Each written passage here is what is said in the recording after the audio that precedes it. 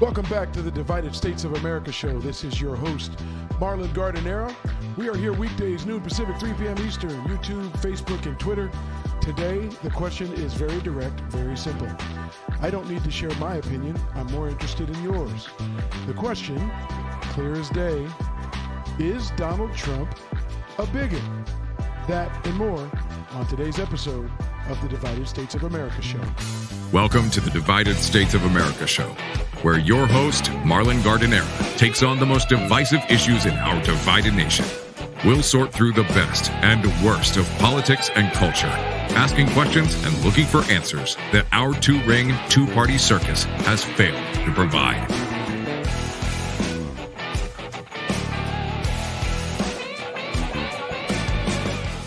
And here is your host, Marlon Gardenera. Welcome back, folks, and thank you for tuning in to the Divided States of America show. You know where to find us. You certainly can watch us on demand. This is episode number 54.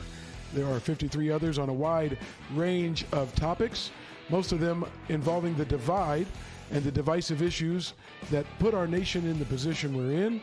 I don't know that anyone could be more divisive or more controversial than Donald Trump himself. He, as a figure in national politics, and even his life before then has been just that, controversial. So, in light of a new book coming out, and we'll get into that in just a second, and more information coming out as there will be lots of books, lots of people who will try to profit from their experiences with Donald Trump, from providing information and insight that they probably wouldn't want to give while he was still in office and they were working for him. People will try to capitalize on that now. I can't speak to the veracity of all of it, but I know that there are some credible figures who are writing books about Donald Trump, what he believed, what he said, what he did. And bigotry is front and center again based on a new book that's coming out and some new comments that have been quoted from the book. I'll tell you most notably, you can see the headline here. It's from Insider. It says, Trump told Chris Christie that he would condemn white supremacists, but not right away because a lot of these people vote. And this, again, is a part of a book. Trump told Chris Christie that he would condemn white supremacists, but not right now because a lot of these people vote. Well, that on the surface creates some issues for people that want leadership or want people in power to take a stand and take a position because what they're taking that stand on is wrong, not because it may be politically disadvantageous or because it is to their advantage. So this particular quote, this particular line, reported in Maggie Haberman's book, again, I'll talk about that in just a second, if true, speaks volumes about the importance of race and prejudice and bigotry, and we'll go over a list of other things, not for me to decide for you. That's not the point of this show. I understand that America's divided. I understand that people have different opinions. I respect the fact that we can. I don't always respect the differences, but you as individuals can feel any way you want to. I don't care. I don't mind. A racist can be a racist if that's what they choose. It doesn't affect me until they take that outside, until they make decisions based on that affect other people, which then falls into the likely criminal category to me. And I'll put some of those crimes in perspective also a little bit later. But the idea that Trump acknowledged that he would condemn white supremacists, but he didn't want to do it right then because of the potential to get their votes, if you're looking at me and not just listening on a podcast, you'll know that I am black. And you'll know that that is an issue for me, my family, my family's future, my family's history, Black Americans, our total history in America. And it reaches so many other things in so many other places. And I can tell you, I've said it 1,000 times, the litmus test for me on most things and politicians is how it relates to my children, whether or not I would accept the same behavior, the same speech, the same choices from my children or their children. We raise our kids with certain principles and values. And when those aren't followed, you get a little, makes you uncomfortable. We understand people are adults and they're free to do what they want, but that discomfort can be real. And that's no different for me than it would be for anybody else. So that litmus test is important as I try to work through some of the realities that you're going to hear from this book. Here's an example. This is an excerpt from Haberman's book and a little commentary, because there's two parts to this book that I think will be interesting. One, Haberman had direct access to the president for 3 interviews. He actually suggested that she write a book about him. Part of it is what you learned from the book, what you learned from Donald Trump directly, what you learned from other people that were interviewed. But I think we've heard a lot of that. I think we know lots of things about Donald Trump firsthand from people who have direct experience dealing with him. They've heard his words, they've heard his comments, and the shock value, I think that starts to get lost on us because we've heard so much over time. Again, formulate your own opinion on whether or not you think that's positive, negative, you think that's what you want or expect in leadership. If you think those things are worth overlooking and don't factor in for you in your decision on who you want to lead our country and what values they have, or that decision that clearly people have to make. Yes, we know this, but I want that, and that is more important than this, so I'm willing to overlook these things in order to get those things. And that calculation is not one that I can speak to. I don't understand it. It doesn't resonate with me. There have been people in parties who I, in general, supported that I couldn't vote for because they couldn't pass the basic decency litmus test, and I don't know how I could expect indecency to lead in a positive way. But in this particular excerpt, the question was answered. The answer is, yeah, I think so, because here's the way I look at it, and this is Donald Trump answering it. He was being asked if he would be president again and whether or not it was worth it. Again, the answer, yeah, I think so, because here's the way I look at it. I have so many rich friends, and nobody knows who they are. He then went on to talk about how much easier his life would have been if he had not run, Haberman wrote. Yet, there it was, reflecting on the meaning of having been president of the United States. His first impulse was not to mention public service or what he had accomplished, only that it appeared to be a vehicle for fame, and that many experiences were not only worth having, some experiences were only worth having if someone else envied them, Haberman wrote. That's important. And I'll say that it's a 607-page book. It's coming out on October 4th. You'll hear lots about it before it actually gets here. The book is called Confidence Man.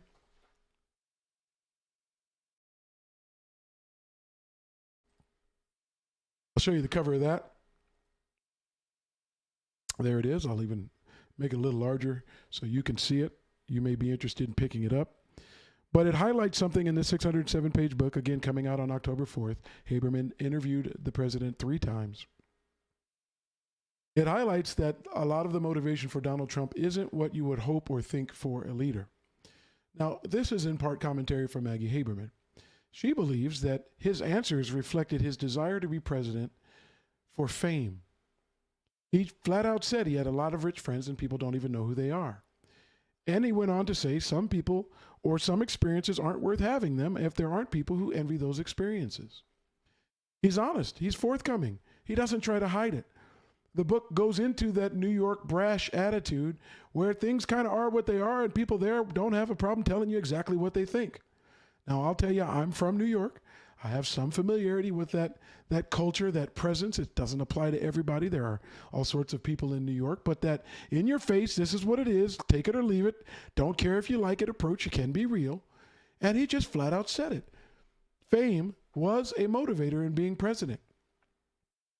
He has rich friends. People don't know who they are. He gives you the impression he wanted to be known. He gives you the impression that that would be a thing that people would envy. And I believe him. Now, I know I've quoted not each of the 30,000 lies, but I've quoted resources that said he lied or misled people 30,000 times in his 4 years in office. I quote that not to have my opinion on him there, but to ask people in this particular episode, it was, why do you support Donald Trump? And I wanted to ask Trump supporters, do the lies bother you? You talk about not wanting a politician, liking that he wasn't, but he sort of took on the persona and certainly telling some truths and half-truths, and I wanted to know if that affected people. And there aren't many people that stand up and respond to the things that they know, like, or dislike about Donald Trump in person with their face. They'll do it in a large group. They'll do it in a quick interview, but there's just not a lot of people. The talking heads that go on the networks, and while the networks have their bias, go on with their own bias and their own talking points and maybe avoid answering questions or steer questions in a different direction to sort of put out the message that they feel is important. That's fine. That's one thing. But I'm looking for actual people who say, listen, yeah, he lied. I don't care. I don't care because X, Y, and Z. Those are the types of people I'm trying to get on air to ask real questions, to get a better understanding for the people that don't connect or resonate with Donald Trump. But there's the book. Lots of things revealed or talked about in the book. And I'm just going to put this picture up of Donald Trump and the LGBTQ flag. And I'm going to start going over some of the things that are quoted in the book and some of the conversations that were had. Some of them come from Vanity Fair, and Vanity Fair was not nice in their commentary, their opinion. They say, in reality, Trump has and likely will always be a colossal bigot, particularly regarding race. Though when it comes to groups of people to discriminate against, in this one instance, he does not discriminate against the people he discriminates. While the examples backing up his claim could fill an entire series of books that we do not have time to type out right now, here are just a few of the lowlights regarding Donald Trump's alleged bigotry, and as Vanity Fair calls it, colossal bigotry. Please understand, I'm interested in what you think. You are always free to come on the show live. Let people know exactly what you think. Tell America exactly what's on your mind. You can do that by going to thedsashow.com. You can go to thedsashow.com. Also, if you put your comments up on YouTube, and some comments on Facebook will appear here on my screen, and I can actually add them to the program so we can discuss those too. This is an open forum. The point is respectful, thoughtful conversations so that we get an understanding of why the divide exists, and we can start having conversations on what we could do to actually start closing that divide. There is no question that is my goal, that is my desire. I can tell you I'm a centrist, former conservative Republican, but I've sued a Democratic governor and won because I thought they were overstepping their role in my family's life, in the families of 2.8 million kids. So it, for me, has gone on both sides of the aisle, and it has become far less important to me to have that partisan prejudice that I don't like you just because you're a part of this, I don't like you because of that.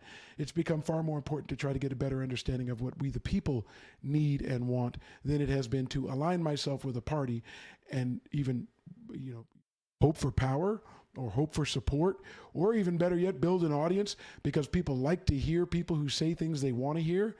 Believe me, if it was just about audience, I could take a side on this issue and so many issues, and people who feel the same would likely jump on board, find ways and reasons to support me, share, subscribe, follow us on Twitter. You really just need to feed into what people want to think rather than having thoughts of your own. And quite frankly, I have my own. I think our leadership has failed on both sides of the aisle.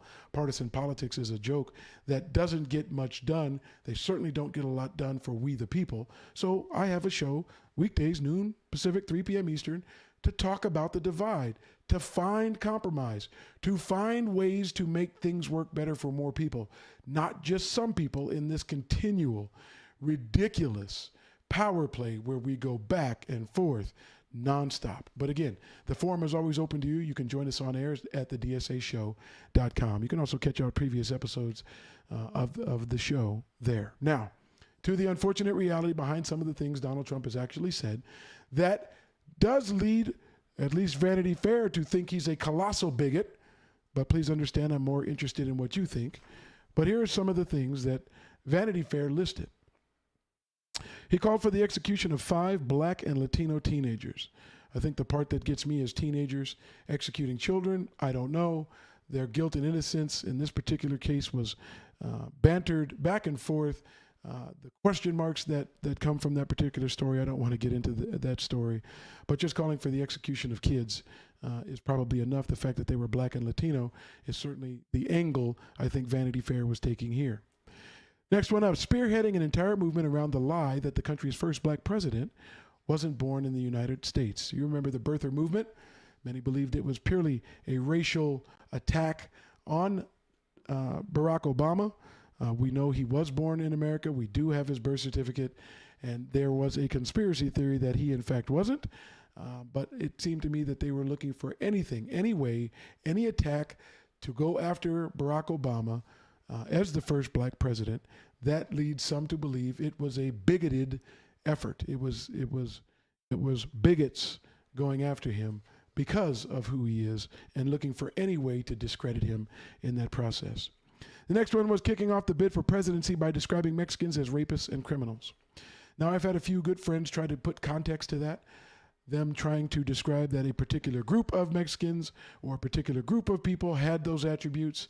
And although it came across in the speech like it was the broader sense, I can tell you, unless you're looking deeply for the context, you might have walked away with the same impression. I know initially I did. And while I'm open to, and again, invite you to come on, invite you to comment and tell me what you thought of him saying the people coming across the border were rapists and criminals, I had a tinge of, boy, that's a broad stroke about a lot of people, and I don't know that I thought it was accurate. And then we started hearing very soon after stats of the illegal immigrants that come to America. By and large, when they get here, they commit less crime per capita than American citizens do. Now, that obviously discounts the crime of them actually being here, and we can't. But if you eliminate that and you consider their presence in America, and it's estimated 12, 15, the number changes all the time of the number of illegal immigrants who live and work and go to school in America, they per capita commit less crimes than Americans. I understand that they do commit crimes, and I understand that it is worse and exacerbated by the fact that they shouldn't be here, and the belief is that if they weren't, those crimes wouldn't be conducted. Well, reality is you're more likely to have a crime committed against you by someone in America than someone coming to America looking for a job or to change their family's lives. I can't also deny that there are gang members, there are cartel members, there are bad people who come to America still seeking a better life or whatever their excuse or reason or logic is. But to come at it with such a broad stroke, my fear at the time was that it was labeling a large group of people that you can't discern who is who. You can't look at a Mexican American, a citizen, someone born and raised in America and distinguish them from an illegal immigrant.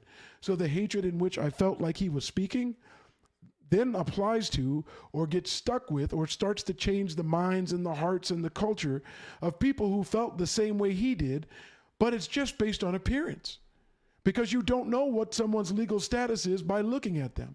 But if you can make these broad strokes, you can say these big things about entire groups of people based on their ethnicity, based on their appearance, based on their race, you can't imagine that you're not contributing to bigotry, prejudice, racism, hatred. Other people who started to think like that or are fully ingrained in thinking like that, feeling validated. So to watch him ascend from saying that back in his campaign to watching him become president, I do think those comments validated people who felt the same way. And I can't imagine American leadership validating bigotry. That scares me. That is ugly. That is concerning. But that is also the America we live in. So as we talk about bigotry, whether you believe he felt it in his heart or he was saying it for the fame and the popularity or the populist vote or to get the people he specifically said, yeah, I'll condemn white supremacists. I'm just not doing it right now because they vote. I always had the impression he was courting people who are, to me, bad. Their vote mattered more than their character. Their vote mattered more than their belief. Their vote mattered more than the impact that they have on other Americans. And to me, that seems un-American. To me, that seems unpatriotic. So it's amazing the things that people assign to what is American, what are American values, what is patriotic, yet they'll discount something as big as the broad stroke painting the picture that Mexicans coming across the border illegally are rapists and criminals. He tweeted an image of Hillary Clinton's face atop a pile of cash next to the Star of David and a phrase saying the most corrupt candidate ever. Why the religious connotation? Why the Star of David? Why the symbol of Judaism? Why connecting that to the most corrupt candidate ever? Is there bigotry in that particular direction? Next up on the list, banning travel to the U.S. from 7 predominantly Muslim nations. Now, I understood the concerns that we have about terrorists coming to America, and I understand the additional steps we've taken. I understand the existence of Homeland Security. I understand customs. I understand the processes and things we do to try to reduce terrorism. I applaud any president, including Donald Trump, for those efforts. But we were banning countries that didn't send terrorists here. We were banning them, and the perception was that we were doing it purely because they were Muslim countries. I have a problem with that. I have a problem with people who think their religion is what makes them in general bad, as if there aren't bad Christians or bad Jews or bad any denomination with any of those, as if bad people don't identify in every religious belief system in the world. The idea that you could flip that around and say the religion itself produces bad people and we need to keep all of those bad people out is just bigotry. Again, there are people who are not going to agree, and they're not going to agree because they believe the same thing. And for them, now it has been validated by a United States president. Now, I'm trying to avoid saying that I think it may have been bigotry because I'm more interested in what you think. You can comment. You can go to the dsashow.com. You can get on air with distinguishing what you thought his comments were from what you actually believe bigotry is, because I believe there are going to be people who can separate that or isolate what the difference is between the two. But I'll go on. Donald Trump claimed that a group of neo-Nazis contained some very fine people. This goes back to Charlottesville, 2017, the white supremacist rally, where he blamed people on both sides.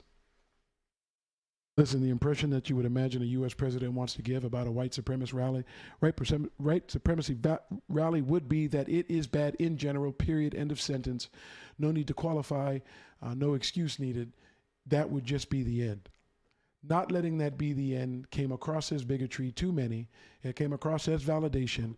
It came across to some of them like they had a place and they had a candidate and they could vote for him. And we now know that he wasn't willing to condemn them more because he wanted their votes. He said as much to Chris Christie. That appears in Maggie Haberman's book, The Confidence Man, coming out October 4th, about Donald Trump. That is bigotry to me. Let me know if you think it's not and why it's not. Next on the list, telling 4 congressmen of color to go back to the totally broken and crime-infested places which they came, despite the fact that 3 out of 4 of those women came from the United States. We talked about this yesterday with the teacher in Manatee County in Florida who told a student to go back to, and then he asked, where are you from? Mexico, Guatemala, which means he was making a character or value judgment about the student not standing for the Pledge of Allegiance based on their race and ethnicity. It was wrong then. The teacher was taken out of the classroom. I guess you could ask the standard why a teacher is held to a higher standard than the President of the United States. Now, I understand the controversy related to the squad and the particular people he was talking about and people's dislike for them, but how do you tell someone to go back to their country when their country is America? And how do you go back, how do you suggest someone go back to their country be America, but you're doing it with the racist, bigoted tone that also represents who America is too? It's hard to distinguish the greatness of nations if you're not willing to acknowledge some of the weaknesses of your own. And one of the greatest weaknesses of the United States in our entire history is our treatment of other people because they're not like the majority of people in America.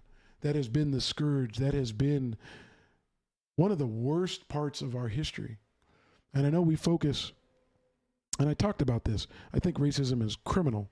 I think the impacts of racism are far worse than many of the things people are complaining about today. A transgender person does not have the ability to impact you unless they physically harm you.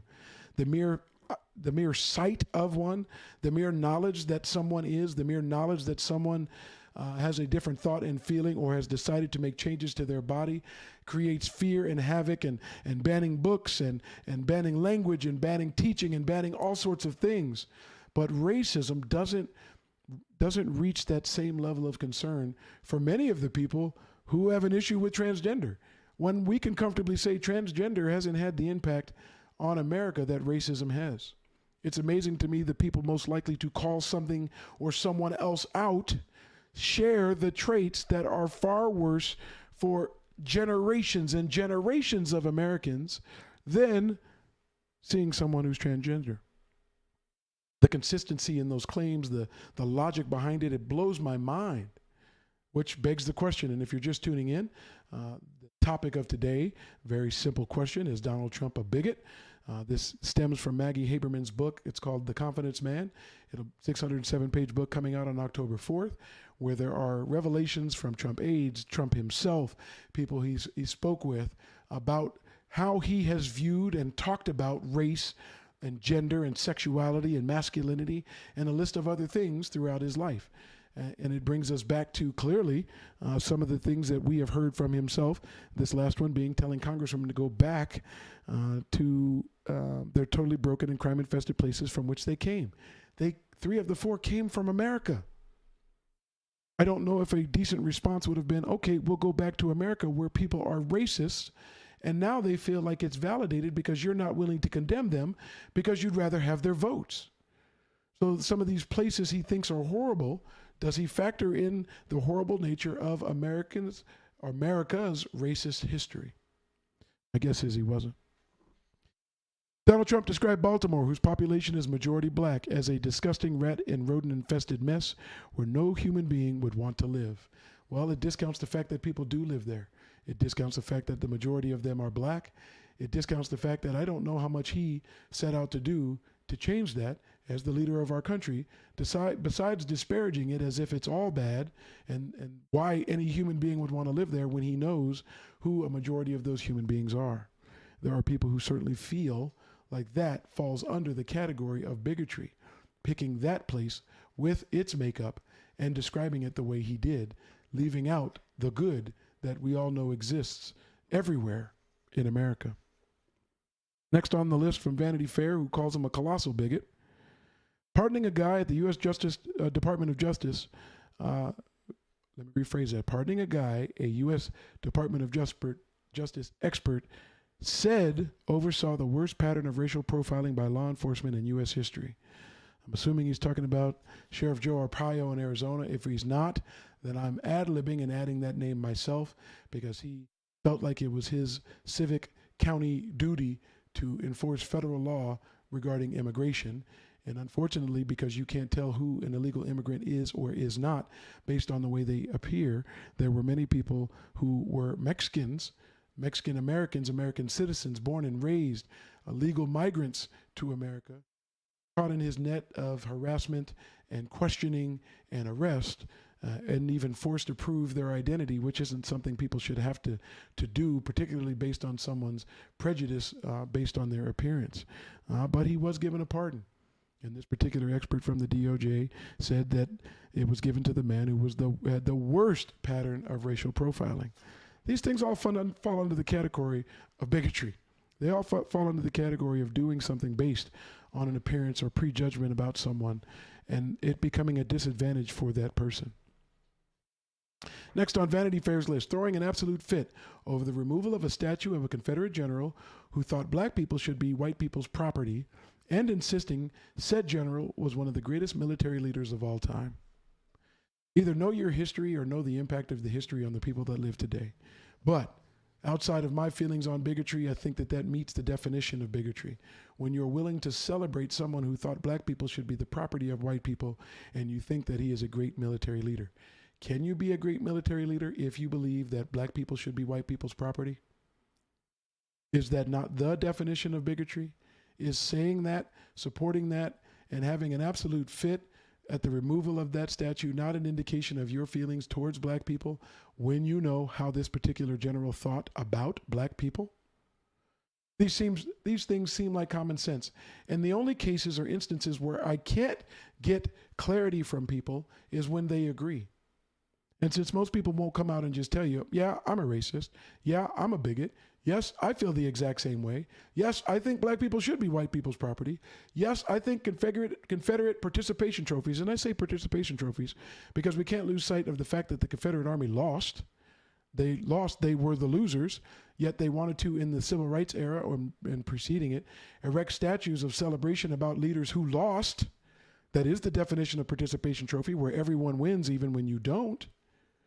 Is the idea that you would be mad about the removal of that, celebrate a person who wants black people to be white people's property, and to celebrate that person as a great military leader. Does that not fall under the category of bigotry for you as it relates to Donald Trump, since these are his reactions and his words to that particular Confederate general? Again, it's not about my opinion, it's about yours. And as you can see, some of the things, and there's more, that I've read certainly fall under the typical definition of bigotry. The only thing that I'm open to, the only thing I'm willing to hear and understand is if you believe that it wasn't. If you believe that his desire for fame had him saying things that he didn't actually believe, but even if he didn't believe it, saying them from the position of the President of the United States, did that not validate the bigotry and racism of other people who believe the same thing? And if he did validate that, if he was willing to not condemn them, to get their votes and maybe say something later, does that not fall under the category for you of bigotry? Curious, particularly from Trump supporters, how do you feel about Trump? Is he, in fact, a bigot? Moving on the list. This came from the New York Times. During the AIDS crisis, and actually from the book, during the AIDS crisis in the 1980s, Trump's fear of germs and illness led him to announce publicly he would require dates to take an AIDS test. But again, he wanted dates, people going out with him to take an AIDS test. And Haberman writes, he called reporters to inquire if people he had met with might be gay, concerned because they had exchanged a handshake. You know, there was a time when we didn't understand how AIDS was transmitted, but the perception, the bigotry in assuming someone that's gay may give you AIDS from shaking your hands, the lack of knowledge, information, a prejudgment that did fall under the category of prejudice, in my opinion. I'm curious about it. In the late 1990s, after Trump divorced Marla Maples, he had a relationship with a model. Her name was Carrie Young. She was the daughter of a black mother and a white father. Haberman writes that after meeting Young's parents, Trump told her she had gotten her beauty from her mother, the black woman, and her intelligence from her dad, the white side. Trump laughed as he said it, Haberman writes. Young told him it wasn't something to joke about.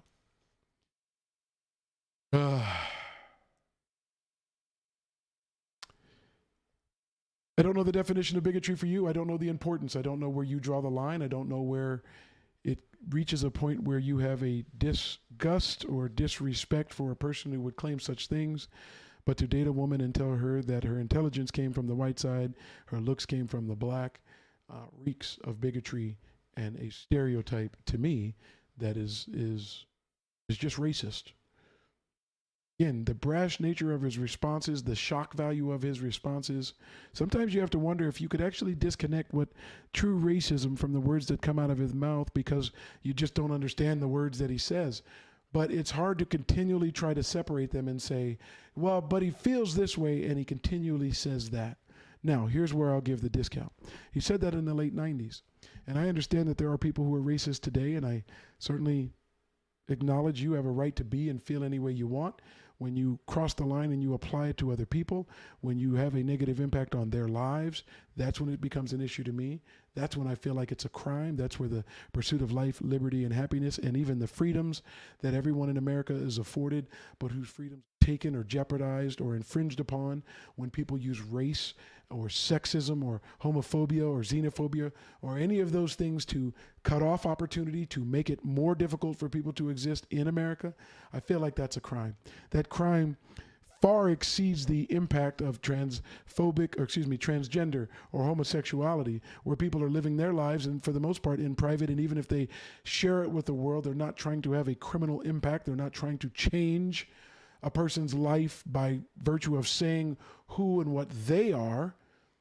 But racism and bigotry to me has tainted American history. It still has a significant impact on poverty and drug addiction and education and so many things today that it amazes me that oftentimes the people complaining about being transgender or being homosexual are in fact bigots and racists and homophobes.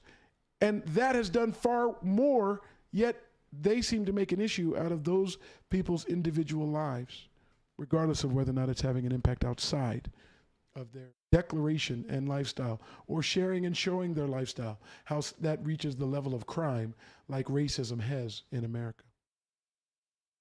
Fortunately, there's more. In January of 2017, a newly inaugurated President Donald Trump held a reception at the White House to meet with top congressional leaders. Hors d'oeuvres were on the menu, and a new president turned to a row of racially diverse Democratic staffers and asked them to retrieve some food. Why don't you get the food, Trump told staffers. For Senator Chuck Schumer, Representative Nancy Pelosi, and others. Then White House Chief of Staff Reince Priebus rushed to correct the president's remarks. Yes, he just made a value judgment just based on the way the people looked, automatically assumed they were part of the wait staff. You know, these things don't happen often to a lot of people of color. But when they do, you can rest assured that the prejudgment, the value proposition, the value equation that is reached, words like this come out of someone's mouth are pretty clear. Pretty clear to the people on the receiving end. About the only people who question it are people who they themselves actually agree with it. It is bigotry to me. More. Naturally, Trump had many thoughts about gay men too. Former Trump employees Haberman writes recalled Trump mocking gay men and men who were seen as weak. He did that with words like queer and faggot. According to the author, he would bully these men behind closed doors. Former Trump Organization chief Alan Marcus told Haberman that Trump would belittle another executive who Trump believed was gay and bragged that he paid the executive less. I try to stay neutral in asking for opinions. I try to have an open mind in asking for right or wrong. I try to understand where people come from, the things that matter to them more. I'll just use abortion as an example. If you're staunchly pro-life and you don't think there needs to be exceptions for what you believe is murder, I understand that that's your belief. Who am I to tell you that you have to believe any other way? I share the pro-life belief. I do have different feelings. It is based on my religion. It is based on my faith. I am a believer. Having said that, I'm also pro-minding my business because I don't believe you have to share my beliefs. I don't believe you have to share my religion. But if the reason that you support Donald Trump is you thought he would put in conservative Supreme Court justices, and he did, and it obviously had that impact, and that's more important than race, I want people to be able to say so and draw the distinction between the two. Because you have to ask a person, how do you accept and condone bigotry? Period. Is it because there are things that matter to you more than racism, sexism, homophobia, xenophobia, and it was more important for you to get those things than it was to be concerned about race, or things that, because let's just say you're white, you're a male, you're not necessarily affected by them to the same degree. Just want people to be honest in their assessment of why bigotry, if you believe Donald Trump is a bigot, why bigotry wasn't a disqualifier, why bigotry didn't impact your support, why that wasn't the final straw or where you drew the line on what your expectations are, or why it doesn't make you ask a more basic question. Are you telling me there's not another Republican in America who could do a good enough job in representing Republican values, representing fiscal conservatism? Are you trying to tell me there just isn't another person who can do that? Now, I don't know that Republicans would vote for Donald Trump again. I've seen polls, I've seen margins, I've seen lots of information that says slowly more people are starting to question and wonder about him and start having an issue and disapprove of some of the things that are a part of his political existence, his cultural existence. Okay, so be it. But why wasn't race a factor to you when some of the things I'm describing right now you knew long ago? It's a hard question to ask good friends. Hey, so-and-so, why didn't Trump being racist or a bigot using specific incidents, not just a general feeling? If I used very specific incidents like him teasing or mocking or belittling a gay man and then actually saying he paid him less, which is the epitome of discrimination. I value you this way because you are that, I'm going to pay you less. That is what racial discrimination, homophobia, that is the worst of what America has been all about for many, many years. Why didn't that disqualify you and your support for Donald? It's a tough question to ask a friend because it might lead to an argument that has to end a friendship based on the fact that my friends won't stand up for right or wrong. They like what they like, it's more important, and they just don't care. And it's hard to have friends that you know don't care. It's hard to have friends that are people that are willing to overlook some of the most horrible aspects of other people. Last one, and unfortunately there's a long list and we could go over the list forever, but the value proposition for you is what I'm asking about. Do you think Donald Trump is a bigot? If you believe he is, why have you continued to support him? What else were you getting that made it worth you overlooking the potential for him to be a bigot to get those other things? Real questions. This last one, when Donald Trump was preparing for a debate against Hillary Clinton in 2016, he had an oddly specific question for an imaginary transgender student. They were posing a question as if a transgender person asked it. Donald Trump asked, cock or without cock? In playing the role of a transgender student, Priebus asked Trump whether his hypothetical student could still use the girls' bathroom. Without missing a beat, Trump said, as I said, cocked or decocked? Offering up a blank stare, the group was taken aback. Cocked, an unspecified individual in the room responded. Trump then began making a chopping gesture. With cock or without cock, he said. At the moment, his advisors sitting within Trump Tower had to come to understand that Trump wanted to know if the imaginary student had been transitioned and undergone bottom surgery. What difference does it make? An advisor in the room responded to Trump. The now former president shot back with such a determination that such a determination would impact his answer. Remember, many of the political things that have to be decided by individuals when they decide who they vote on, they decide who they support, they decide who they speak up for, they decide whose apparel they wear, or what slogans they say, have to do with what they believe. And in my case, many of my beliefs are based on the litmus test. And the litmus test here, if we were just taking one of Donald Trump, would indicate that he was in fact, or is in fact, a bigot. And I'm curious why that didn't change or sway the opinions of more people. Why that didn't rise to their level of concern as, let's say, someone homosexual or someone transgender.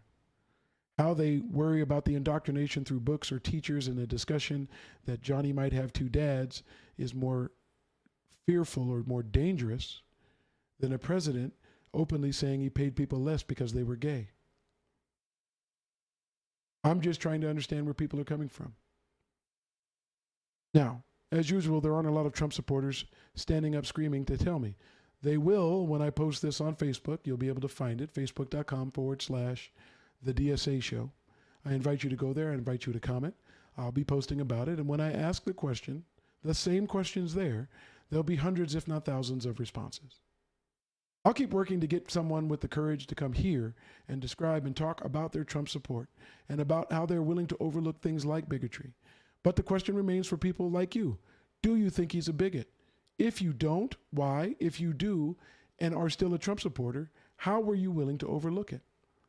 What made that possible for you?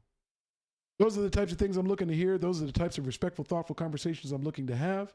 I want to do it here on the Divided States of America show, weekdays at noon, 3 p.m. Eastern. We'll do it on YouTube. You can catch all 52, 53 previous episodes there. You can also find us on Facebook at the Divided States of America show and on Twitter, where we'd love to have you follow us as we continue to talk about the most divisive issues in our divided nation. I appreciate you tuning in today. We'll be back tomorrow with more. Thanks for tuning in. Thanks for watching the Divided States of America show. If you enjoyed this episode, please consider subscribing to the channel and share this video with your family and friends.